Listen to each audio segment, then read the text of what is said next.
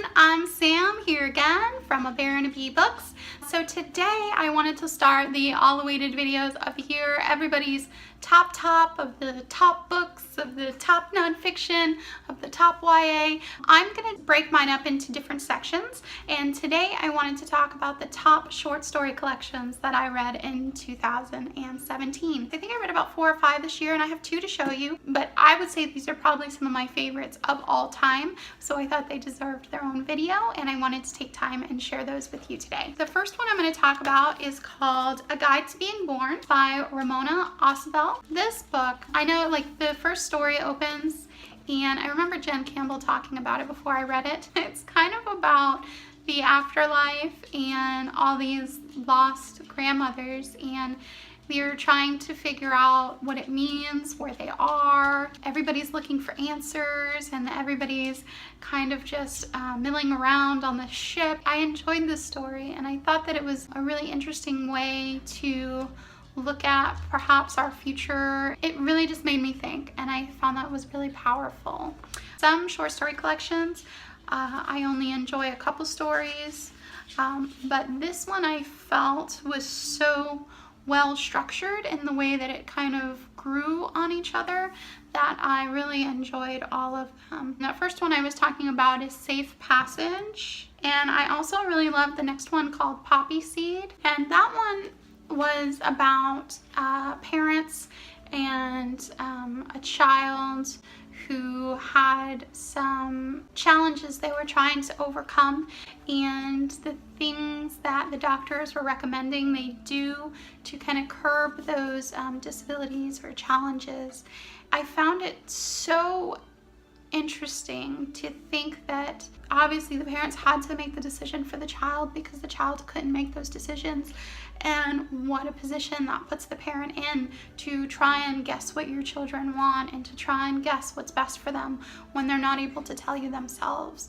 I thought that the story was really beautiful. The entire collection is just wonderful, and I didn't feel that there was any lows in it. I thought it was all really strong. I feel like it takes your most delicate and sensitive thoughts and kind of gives life to them. It kind of gave voice to what it means to be human, and it really looked at that straight on, and I thought that it was really beautiful for those reasons. The next one I want to talk about is The Color Master by Amy Bender. I just love this cover. It was one of the reasons I ordered this one so quickly. I got this one from Book Depository, I believe, and I love blue, so I just fell in love with that cover. This book, I was kind of slumpy at different points in the year, like all of us go through, but when I read this book, it really reinvigorated my desire to read, and it reminded me why I love reading so much. My favorite story in this collection, and again, like the other book, I didn't feel like there were really any drop-offs in this one or any leftovers. I felt like it was all really strong, but my favorite story is the title story, The Color Master. I thought there was something so quietly beautiful about it.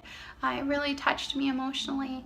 So it was just a wonderful story. It kind of shows the passage of time and how certain people, you know, like the student becomes the teacher, and so on and so forth, and I thought it was done really beautifully. Though I will say that this one can be very dark and gritty, so if that's something you're not interested in, I might shy away from this a little bit.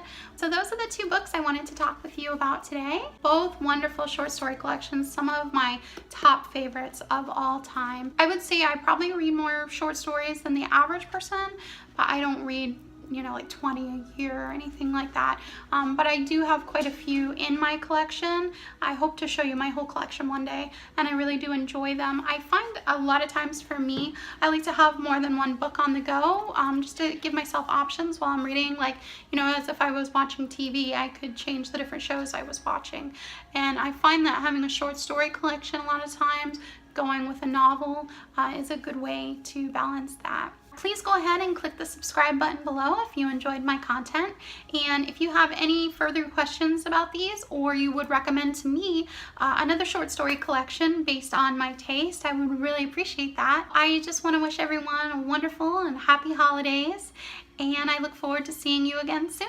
Thanks so much for being here with me today. Farewell for now. Bye-bye.